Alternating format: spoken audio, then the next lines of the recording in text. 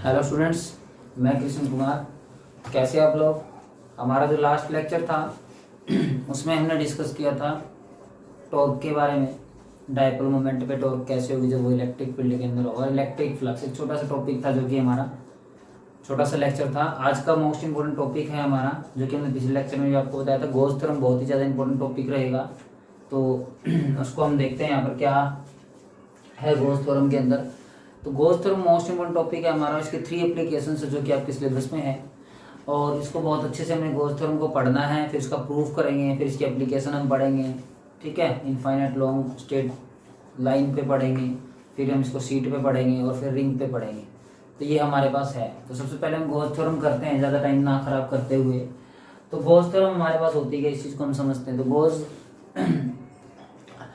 एक थ्योरम ऐसी है जिससे हम इलेक्ट्रिक फील्ड लाइन किसी क्लोज सरफेस से कितनी पास होती है हम उसको कैलकुलेट कर सकते हैं। गॉस ने बताया, जो लास्ट टाइम हमने फ्लक्स पढ़ी थी, जो हमारे पास E into D S I थी, तो गॉस थ्योरम हमें ये बताते जो फ्लक्स है वो चार्ज बाई एप्सिलॉन नॉट के इक्वल भी हो सकता है। तो पहले गॉस थ्योरम हम पढ़ते हैं, इसकी डेफिनेशन समझते हैं, फिर इसका प्रूफ हम पढ़ेंगे यहाँ पर गॉस थ्योरम का। तो गॉस थ्योरम क्या कहती है, देखिए, state that total electric flux through a close surface, कोई भी इलेक्ट्रिक फील्ड लाइन है किसी क्लोज सरफेस से जब वो पास होगी, surface is 1 by epsilon time of net charge, जो वो रहेगी 1 बाई एप्सिलॉन टाइम रहेगी net charge, and close by close surface. अब कोई भी एक क्लोज सरफेस है हमारे पास, उसमें से कितनी फ्लक्स लिंक करती है, जो हम पीछे लास्ट में पढ़ चुके हैं, तो कितनी number of electric field line उसमें से पास आउट हो जाती है, वो भी क्लोज सरफेस के अंदर, वो ऑलवेज इक्वल होगी। डेफिनेशन हमें बताती है 1 by epsilon time of net charge. ये हमें ध्यान रखना है। तो इसका हम प्रूफ करेंगे कि हाँ, गॉस ने हमें ये बात बता तो दी, क्या ये इक्वल भी है। गॉस ने बताया जैसे फ्लक्स जो है जनरली हमारे पास E डॉट डी एस आया था, तो गॉस ने बताया कि ये हमारे पास वैल्यू आएगी चार्ज बाई एप्सिलॉन नॉट।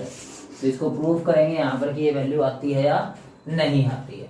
तो यहाँ पर हम इसका प्रूफ करते हैं, प्रूफ देखते हैं। तो let us consider a close surface, हम यहाँ पर कंसीडर कर लेते हैं एक क्लोज सरफेस हमने यहाँ पर मान लिया।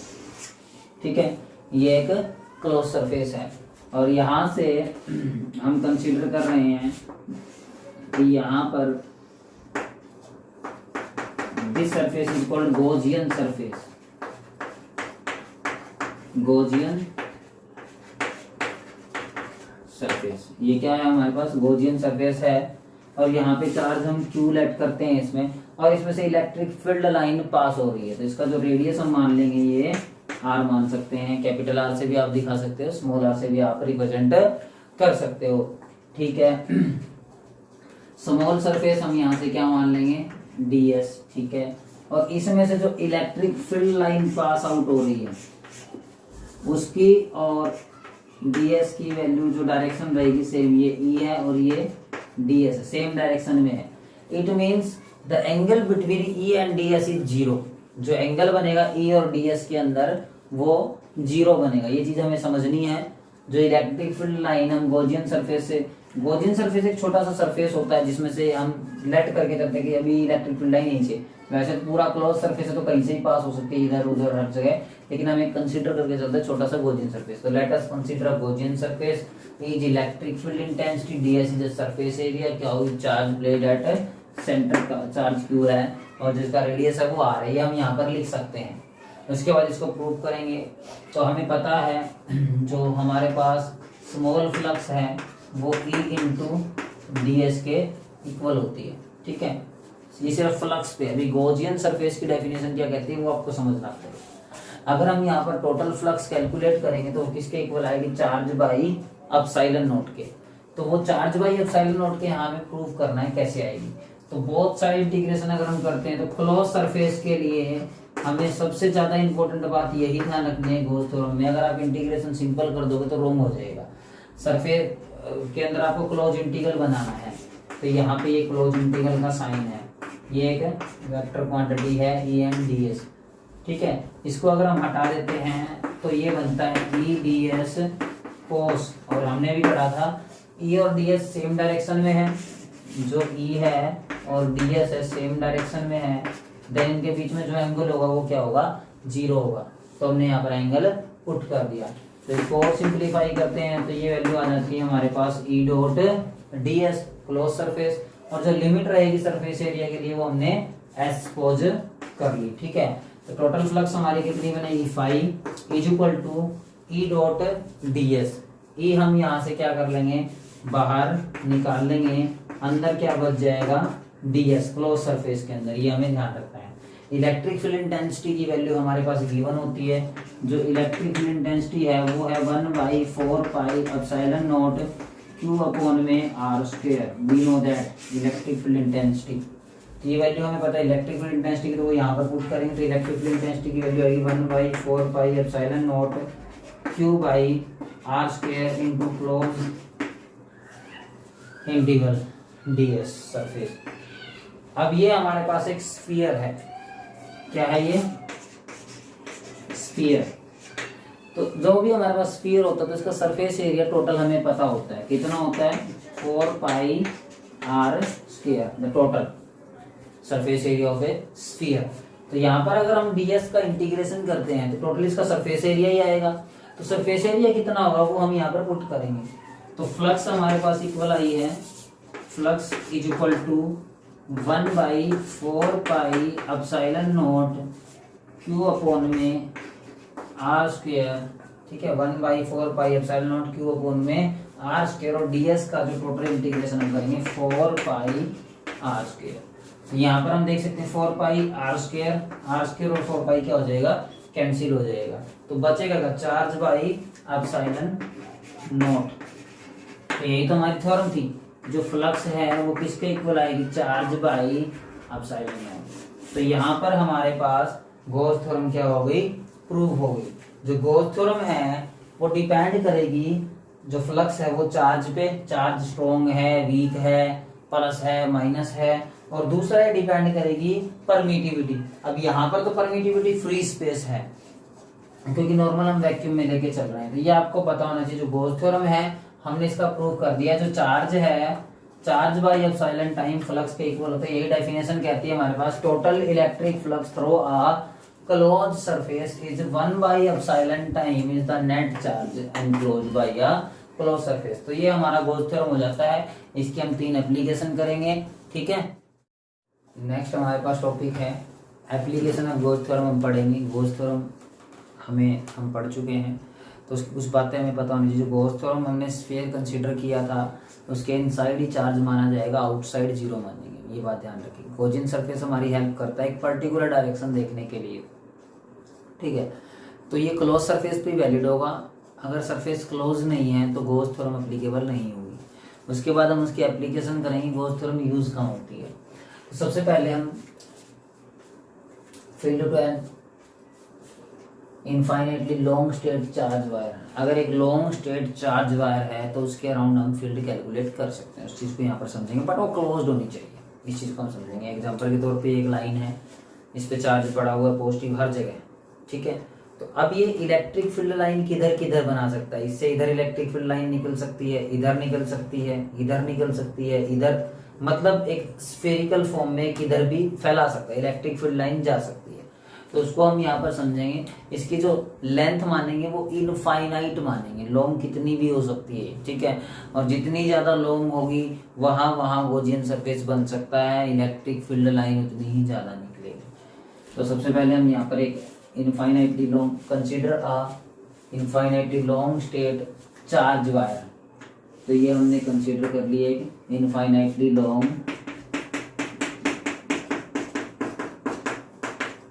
Charge wire.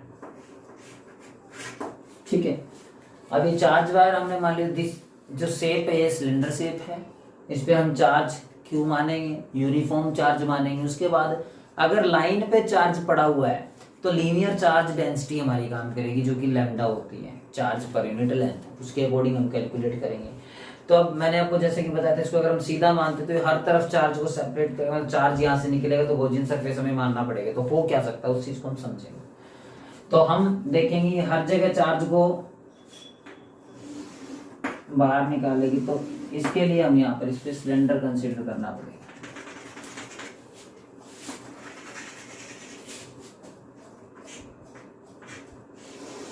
आप डॉटेड बना सकते हैं। तो सिलेंड्रिकल सरफेस हमें इसका बना लेना है क्योंकि सिलेंडर ही होता है, सभी को पता है। तो अब इस पे चार्ज क्यू है, तो हम गॉसियन सरफेस कंसीडर करते थे। इसके 3 सरफेस हम कंसीडर करने पड़ेंगे। एक तो ये वाला पॉइंट, एक ये पूरा, और एक ये वाला point. Same case surface S1, surface S2 and surface S3। तो ये 3 सरफेस हमारे पास रहेंगे। तो इससे जो मैग्नेटिक फील्ड लाइन निकलेगी, इलेक्ट्रिक फील्ड लाइन निकलेगी, वो इधर नहीं निकलेगी, ऊपर नीचे मतलब इस सरफेस से निकलेगी। तो इलेक्ट्रिक फील्ड लाइन, तो यहाँ पर हम सपोज कर लेते हैं गॉसियन सरफेस के लिए हम छोटा सा सरफेस ये मान लिया जिसमें से इलेक्ट्रिक फील्ड लाइन ई यहाँ से पास आउट हो रही है, और इस छोटा सा सरफेस है ds। ठीक है, एक हमने सरफेस यहाँ पर मान लिया ds, एक सरफेस हमने यहाँ पर मान लिया ds। तो ये सरफेस हमारा S1, ये सरफेस S2 और ये सरफेस S3।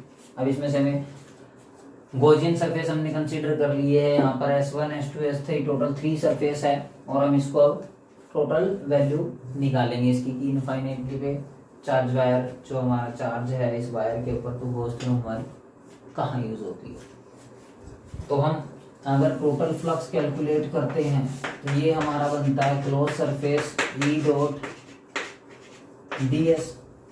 ठीक है, अब सरफेस हमारे पास 3 है, S1, S2 एंड S3।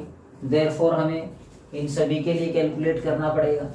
तो हम टोटल कैलकुलेट करने के लिए क्या करेंगे, EDS surface S1 plus EDS surface S2 vector लेके चलेंगे, प्लस EDS सरफेस S3, ये हमें करना है। ठीक है, तो we know that the angle between E and DS is equal to 0 degree. इनमें एंगल कितना होगा, 0। अब देखिए ये लाइन वायर है एक ऐसे, अब इसमें इलेक्ट्रिक फील्ड तो ऊपर ही होगी, और ये तो एंगल कितना बनेगा यहाँ पर 90 डिग्री, और सेम केस यहाँ पर इसमें एंगल कितना बनेगा 90 degree. Therefore, angle between EDS and EDS S1 and S3 is 90 degree. We know that cos 0 is equal to 1, cos 90 is equal to 0। ठीक है, तो हम इसको थोड़ा और सिंप्लीफाई करते हैं। तो हमारे पास जो फ्लक्स आएगी वो आएगी E ds cos S1 surface में हम 90 रख देंगे, plus S2 surface EDS cos 0 plus S3 surface EDS cos 90। जैसा कि हमें पता है cos 0 पे 1 और 90 पे 0, तो this is 0 and this is also 0। तो हमारी जो फ्लक्स आएगी वो आएगी surface second E dot ds। ठीक है, ये हम यहाँ से बाहर निकाल लेंगे, तो अंदर क्या बचेगा, सिर्फ ds S2 surface. This is a cylinder, और सरफेस एरिया कितना होता है सिलेंडर का, 2 पाई आर एल। तो यहाँ पर अगर हम इसको कैलकुलेट करेंगे तो इसका जो टोटल इंटीग्रेशन करेंगे तो वैल्यू आएगी 2 पाई आर एल। तो ये फ्लक्स की हमारे पास वैल्यू आ जाती है। अब हमें इसमें लीनियर डेंसिटी यूज करनी है। We know that linear density जो होगी lambda charge per unit length, ये रिप्रेजेंट होगी। और अगर हम यहाँ पर गॉस थ्योरम यूज कर रहे हैं तो we know that flux is equal to charge by epsilon naught. ठीक है, और चार्ज की वैल्यू यहाँ से कैलकुलेट करें तो लैम्डा इंटू एल, वो इसमें पुट कर दीजिए। फ्लक्स की value I lambda L epsilon not. Meaning flux की वैल्यू हमारे पास एक तो है E into 2 pi equation number 1, और एक फ्लक्स की वैल्यू है हमारे पास lambda L by epsilon not equation number 2। वो हम यहाँ पर कंपेयर कर सकते हैं। Compare 1 and 2 equation number first and second को हम कंपेयर करेंगे तो E 2 pi r L is equal to lambda L by epsilon naught. L से एल क्या हो जाएगा, कैंसिल हो जाएगा। तो E की वैल्यू क्या आएगी, यहाँ से E की वैल्यू सारा नीचे, तो lambda by 2 pi r epsilon, ये ई की वैल्यू। उसके बाद lambda is coefficient of linear charge density, it means it is constant. 2 is also constant because it is a number. Pi is also constant. Epsilon naught is also fixed, therefore it is also constant. Therefore, E is inversely proportional to the distance. जो यहाँ पे cylinder का radius होगा उसके inversely proportional रहेगा E, ठीक है। जो सिलेंडर का रेडियस रहेगा उसके E इनवर्सली प्रोपोर्शनल रहेगा। यहाँ लिख लेते हैं इसको, E जो इनवर्सली प्रोपोर्शनल रहेगा वो R के रहेगा। तो meaning E electric field line जो इनफाइनाइटली लॉन्ग स्टेट कंडक्टर है वो डिपेंड सिर्फ रेडियस ऑफ सिलेंडर करेगी। अगर सिलेंडर का रेडियस बढ़ जाता है तो देयरफॉर इलेक्ट्रिक फील्ड लाइन कम हो जाएगी। रेडियस कम हो जाता है तो इलेक्ट्रिक फील्ड लाइन ज्यादा। इनके बीच में ग्राफ बनाएंगे हम लोग। यहाँ पे इनवर्सली का ग्राफ आप देख लेना, हमेशा ऐसे ही बनाना है। वन साइड E को रिप्रेजेंट करेंगे, अनदर साइड R को रिप्रेजेंट करेंगे, और इनवर्सली का ग्राफ ऑलवेज जैसे बनाना आपको। If E is maximum therefore R is minimum, and R is maximum E is minimum. तो यहाँ पे हमने जो किया है ये कि इनफाइनाइटली लॉन्ग स्टेट कंडक्टर, हमें ये समझना होगा कि इनके सरफेस हमें कंसीडर करने ही पड़ेंगे। ऐसे सरफेस कंसीडर करके हम ये पहले एप्लीकेशन सोल्व कर सकते हैं जिसमें इलेक्ट्रिक फील्ड हम बता सकते हैं कि सिर्फ रेडियस पे डिपेंड करता है सिलेंडर की, बाकी किसी पे नहीं करता। एप्लीकेशन है गॉस की, सेकंड एप्लीकेशन है, इसमें भी हम इलेक्ट्रिक फील्ड निकालेंगे गॉस थ्योरम के अकॉर्डिंग। बट अब जो लाइन थी उसके जब हम सीट पे आ गए, एक सीट, तो ये हम कंसीडर कर लेते हैं एक सीट, इसका सरफेस एरिया होगा कुछ, और इस सीट पे कोई चार्ज पड़ा हुआ है।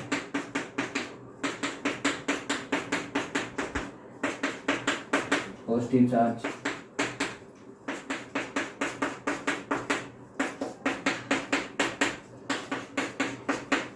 चार्ज यूनिफॉर्मली डिस्ट्रीब्यूटेड है पूरी प्लेन शीट पे। इनफाइनाइटली लॉन्ग प्लेन शीट है, कहीं तक भी हो सकती है।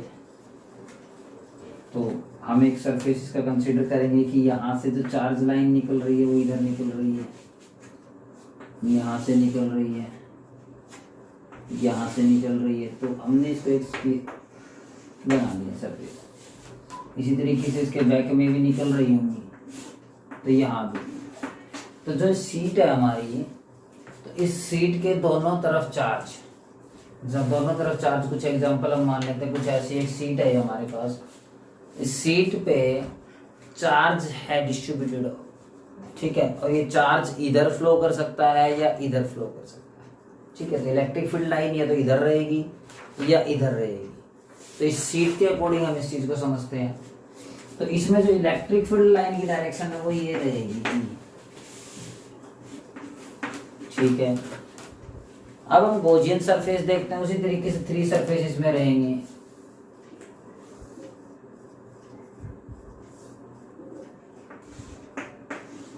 ठीक है, फर्स्ट सरफेस ये रहेगा हमारे पास S1, ये सेकंड कंप्लीट रहेगा, और ये थर्ड सरफेस रहेगा। सेम वही गॉसियन सरफेस हम कंसीडर कर लेते हैं। This is Gaussian surface DS, एक इधर ही हो गया DS, ये वाला गॉसियन सरफेस, और एक गॉसियन सरफेस इधर हो जाएगा जो इसी में है DS। तो 3 सरफेस S1 S2 S3, और इलेक्ट्रिक फील्ड तो E रहेगी, ठीक है। तो अब हमें वही पहले वाला केस जैसे हमने गॉस थ्योरम लाइन के केस में किया था, E ऐसे है तो फर्स्ट अगर हम सरफेस S1 के साथ E का एंगल बनाते तो 0 बनेगा, E का एंगल हम DS के साथ बनाते तो 90 बनेगा, और E का एंगल फिर इस DS के साथ बनाते तो 0 बनेगा। तो let us consider a thin sheet which have uniformly charge, ठीक है। और let us consider Gaussian surface S1, ये कोई भी स्मॉल गॉसियन सरफेस हमने मान लिया है। This is Gaussian surface, Gaussian surface. अब हम इसको कैलकुलेट करेंगे, ठीक है। तो इलेक्ट्रिक फील्ड इंटेंसिटी हमें कैलकुलेट करनी है यहाँ पर भी। तो फ्लक्स जो होती है वो हमारे पास होती है क्लोज इंटीग्रल इनटू ds। तो यहाँ पर 3 सरफेस टोटल निकालेंगे। Surface S1 EDS plus surface S2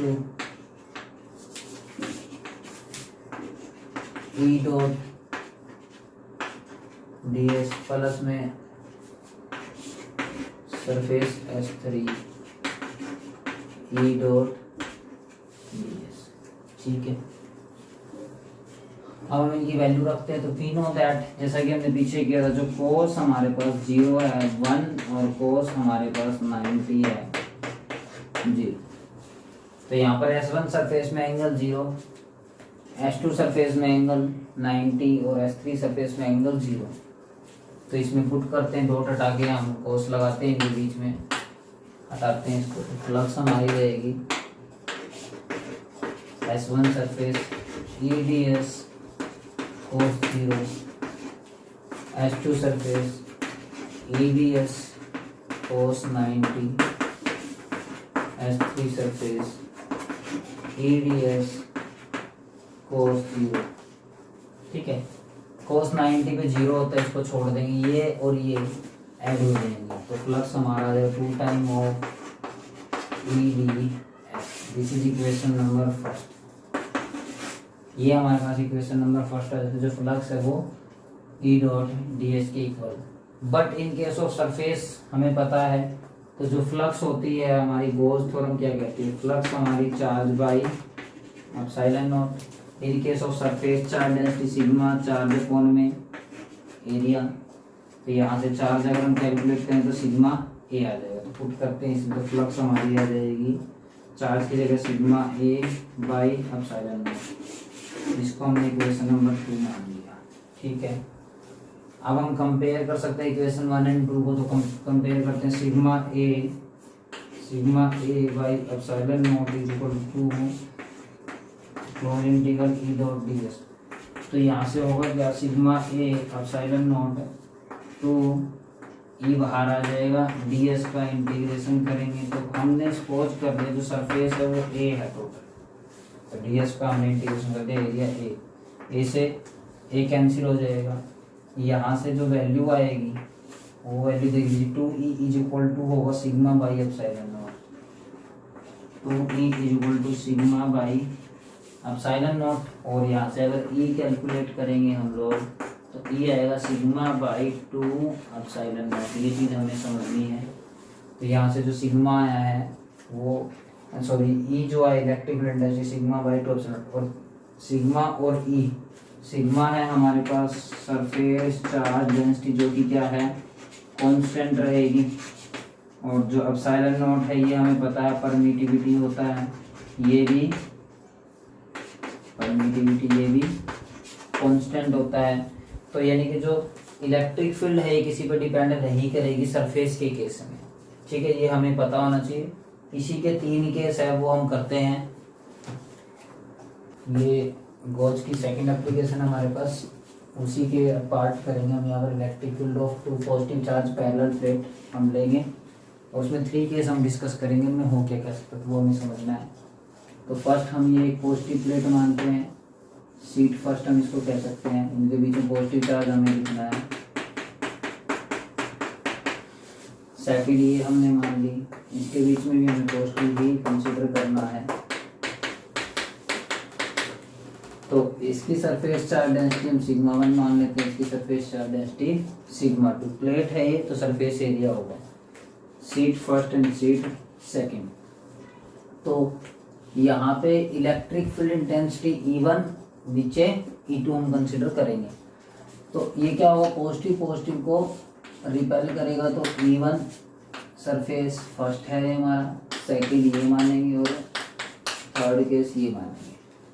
तो ये उसको रिपेल करेगी तो इलेक्ट्रिक फील्ड इंटेंसिटी इधर, तो वो भी उसको क्या करेगी, तो ये हमारी E1 electric field intensity positive positive को क्या करती है, रिपेल करती है। देयरफॉर नेक्स्ट हम ये E1 बनाएंगे, इसमें ये इस पे फोर्स लगाएगी तो ये इस पे फोर्स लगाएगी, ये हमें पता होना चाहिए। ठीक है, E2 E2 E2, तो ये हमें पता होना चाहिए कि दोनों रिपेल होंगी और एक दूसरे पे फोर्स लगाएंगे। तो अब इसके 3 केस हमें डिस्कस करने हैं, फर्स्ट, सेकंड, थर्ड। फर्स्ट में हम टोटल इलेक्ट्रिक फील्ड निकालेंगे, तो वो हम E मान लेते हैं, जो कि होगा E1 प्लस E2, ठीक है। और अभी हमने पीछे इलेक्ट्रिक फील्ड इंटेंसिटी की थी, तो जो E1 की वैल्यू रहेगी हमारे पास sigma by 2 epsilon not negative में और 1, और जो E2 की वैल्यू रहेगी सिग्मा 1 था ये 2 एप्सिलॉन नॉट नेगेटिव। नेगेटिव क्यों? क्योंकि डायरेक्शन इससे अपोजिट है दोनों की, लेफ्ट साइड है ना ये सारा, तो इसको नेगेटिव लेके चलेंगे, राइट साइड को पॉजिटिव लेके चलेंगे। तो दोनों को टोटल ऐड करते हैं तो माइनस कॉमन आ जाएगा, sigma 1 by 2 epsilon not plus sigma 2 by 2 epsilon not. दोनों में जो कॉमन आता है वो कैलकुलेट कर लीजिए, 1 बाई 2 एप्सिलॉन नॉट कॉमन आ गया, सिग्मा 1 प्लस सिग्मा 2। ये फर्स्ट केस हो जाता है हमारा, इलेक्ट्रिक फील्ड इंटेंसिटी आएगी माइनस में 1 बाई 2 एप्सिलॉन नॉट सिग्मा 1 और सिग्मा 2 हमें पता होना चाहिए। सेकेंड केस, यहाँ पे देखिए E1 राइट साइड है तो पॉजिटिव होगी, E1 लेफ्ट साइड है तो नेगेटिव होगी, ठीक है। तो E1 क्या रहेगी हमारे पास पॉजिटिव में सिग्मा 1 बाई 2 एप्सिलॉन नॉट, और E2 क्या होगी माइनस ऑफ सिग्मा 2 बाई में 2 एप्सिलॉन नॉट। क्लियर है?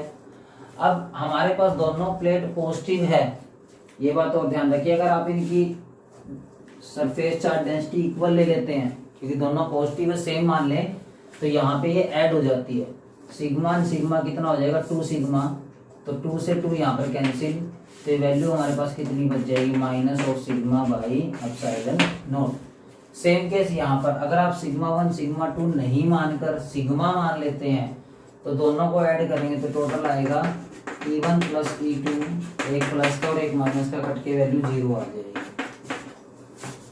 प्लस में सिग्मा बाई 2 नेगेटिव ये आएगा हमारे पास, तो वैल्यू क्या आ जाएगी 0। सेकंड फील्ड में इलेक्ट्रिक फील्ड इंटेंसिटी 0 रहेगी।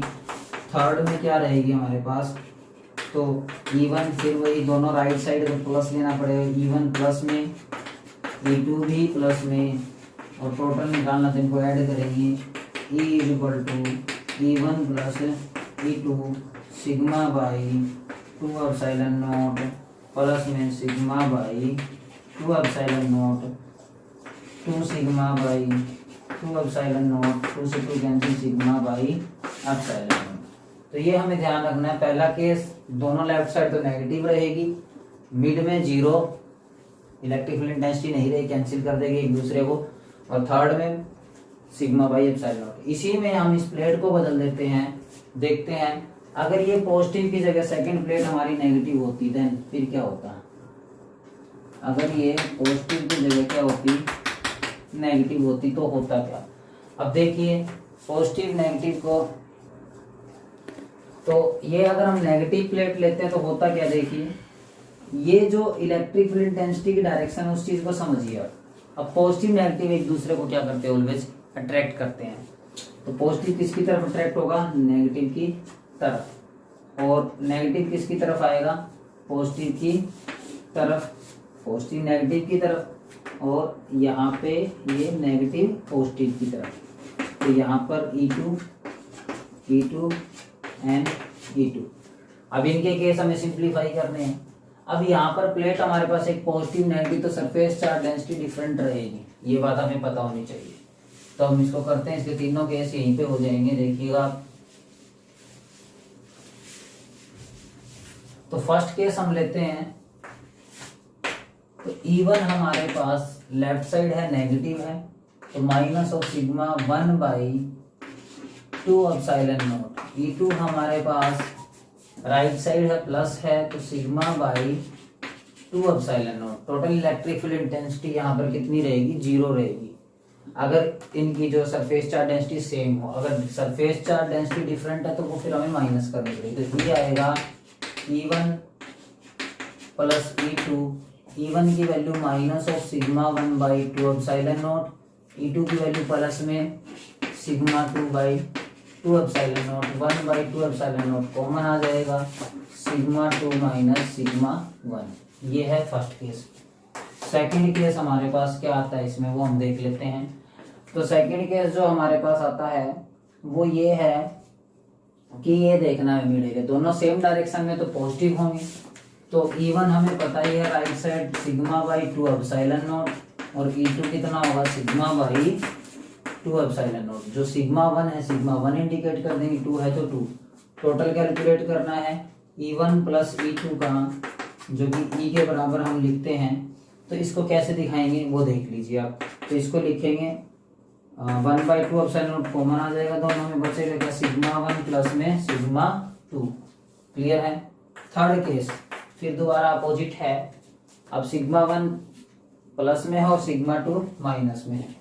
तो E1 की जो वैल्यू है वो सिग्मा 1/2 एप्सिलॉन नॉट, और E2 की वैल्यू है वो है सिग्मा 2/2 एप्सिलॉन नॉट नेगेटिव में है।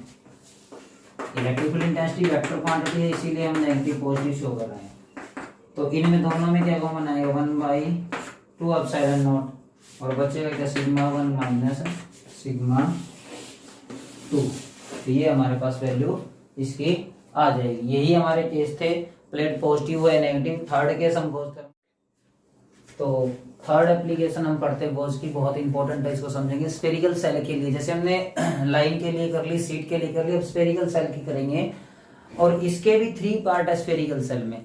तो पहले हम स्फेरिकल सेल को समझेंगे। तो हमने ये गॉसियन सरफेस कंसीडर करना है, एक स्फीयर बना लिया, ये हमने एक स्फीयर बना लिया, तो हम इसमें गॉसियन सरफेस कंसीडर करेंगे। तो फर्स्ट, चलो इसको एक बार दोबारा बना लेते हैं। तो फर्स्ट हम इस स्फीयर को हमने माना है दिस इज गॉसियन स्फीयर। इसके बाहर एक स्फेरिकल सेल हम डॉटेड मानेंगे, ये हमें सोचना है। तो इसका सेंटर जो है दिस इज आर रेडियस, ये आउटसाइड लाई करता है हमारा गॉसियन सरफेस, ये बात आपको ध्यान रखनी है। जो अंदर सेंटर है, जो स्फीयर है, उसका कैपिटल आर से हम रेडियस दिखा रहे हैं, और ये हमें पता होना चाहिए, ठीक है। तो ये कंडक्टिंग वॉल हो सकती है जिसपे पॉजिटिव चार्ज है, और जो चार्ज है वो बाहर निकलेगा।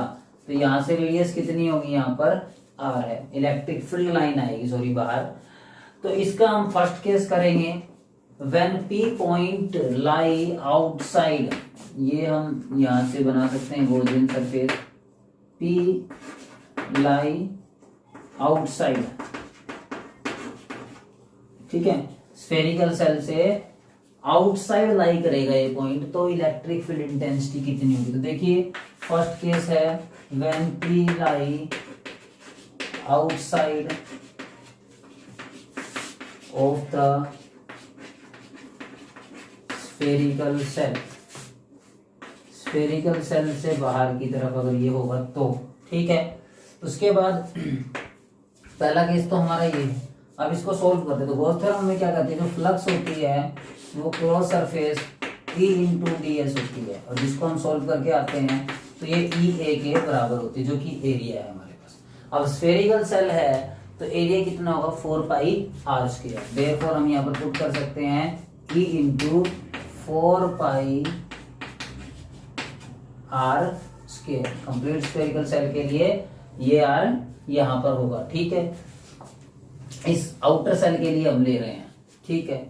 अब हमारी जो फ्लक्स होती है गॉस थ्योरम में generally charge by epsilon not होती है। अब यहाँ पर हम अगर सरफेस चार्ज डेंसिटी देखें तो हमारे पास सिग्मा क्या होता है, चार्ज अपॉन में एरिया। यहाँ से चार्ज की value sigma into area by epsilon not. तो यहाँ से ये फ्लक्स है, इलेक्ट्रिक के लिए ई लगा सकते हो आप यहाँ पर, इलेक्ट्रिक फ्लक्स। तो यहाँ पर ये फ्लक्स इनके इक्वल होगी। दूसरा, ये आउटसाइड के लिए तो हम यहाँ पर 4πr², और ये जो इनसाइड का सरफेस तो इसका रेडियस r पुट होगा। तो इसमें अगर हम फ्लक्स निकालेंगे तो ये वैल्यू आएगी surface 4πr² by epsilon naught, ठीक है। इनको कंपेयर कर लेते तो E 4πr² is equal to sigma 4πr² by epsilon not. 4π से 4π कैंसिल हो जाएगा, तो इलेक्ट्रिक फील्ड इंटेंसिटी क्या आएगी sigma r² by epsilon not small r²। ये आपको ध्यान रखना है। ये हमारा फर्स्ट केस है। कब, जब ये पॉइंट हमारा आउटसाइड इसके ऊपर लाई करता होगा। सेकंड पॉइंट हम सेकंड केस यहाँ पे इजीली हो जाएगा, बस एक बार फर्स्ट पॉइंट पे आपको ध्यान देना, सेकंड में तो वैल्यू पुट करनी है। पहले हमने पॉइंट आउटसाइड मान लिया, आउटसाइड मानने के बाद हमने यहाँ पे गॉस थ्योरम लगा दी। गॉस थ्योरम हमारी ई डॉट डी एस होती है, कंप्लीट एरिया हमने ये मान लिया। अगर ये स्फीयर है तो स्फीयर का एरिया कितना होगा 4 पाई आर स्क्वायर, आउटसाइड के लिए है, ठीक है। इनसाइड जो सेल है हमारी, इसके लिए रेडियस कितना है हमारा कैपिटल आर, आउटसाइड के लिए स्मॉल आर, ये हमें ध्यान रखना है। दोनों को कंपेयर कर दिया। अब सेकेंड केस हम यहाँ पर करेंगे, इफ जो हमने सेल सपोज की थी, जो हम सेल सपोज करेंगे इसके ऊपर ही वो सेल मान लेंगे। रोटेट के लिए मैं बाहर दिखा रहा हूं, लेकिन ये इस सेल के ऊपर ही है, मीनिंग यहाँ पर हम समझेंगे R is equal to r, जो स्मॉल r है वो कैपिटल R के इक्वल है। तो put in equation first R is equal to R। तो यहीं पे इतना कंप्लीट सॉल्व करने की जरूरत नहीं है हमें, यहाँ पे हम इसमें वैल्यू पुट कर सकते हैं। जो वैल्यू है सिग्मा R की जगह हम क्या पुट कर सकते हैं, आर स्क्वायर, या फिर आर स्क्वायर की जगह R पुट कर सकते हैं एज योर विश। तो यहाँ पर हम जनरली तो कैपिटल की जगह ये R पुट करेंगे, ठीक है। तो ये क्या हो जाएगा, इससे कैंसिल आउट, तो हम पीछे ही पढ़ चुके हैं। ये हमारी इलेक्ट्रिक फील्ड इंटेंसिटी हो जाएगी सेकेंड केस में। अब थर्ड केस देख लीजिए, जो हमारे पास सेल होगी और जो पॉइंट लाई करेंगे वो अंदर होगा, जो पॉइंट है वो अंदर होगा। मीनिंग अब हम यहाँ समझना चाहें तो R is less than R, जो यहाँ पे पहले ये R जो था वो ग्रेटर था as compare to capital R। अब यहाँ पर हमने जो पॉइंट एग्जिस्ट करवा दिया वो कंडक्टिंग सेल के अंदर करवा दिया, तो चार्ज तो बाहर रहेगा। और we know that in case of conducting body electric field not pass inside the conductor, जो इलेक्ट्रिक फील्ड लाइन है वो कंडक्टर में पास नहीं होगी। तो जो केस थर्ड है उसमें हम जो फ्लक्स निकालेंगे कंप्लीट, वो आएगी E dot D S is equal to 0। अब आपसे पूछे 0 क्यों हुई, तो inside the conductor electric field line 0, और अगर ये 0 तो जो फ्लक्स यहाँ पर 0 है, तो जो चार्ज बाई एप्सिलॉन नॉट है वो भी क्या होगा 0। It means epsilon naught is does not equal to 0, therefore charge is 0। यहाँ पर हमें ये पता है क्योंकि एप्सिलॉन नॉट कभी 0 नहीं हो सकता। एप्सिलॉन नॉट क्यों नहीं 0 हो सकता, इसकी वैल्यू फिक्स है हमारे पास 8.85 10 टू पावर -12।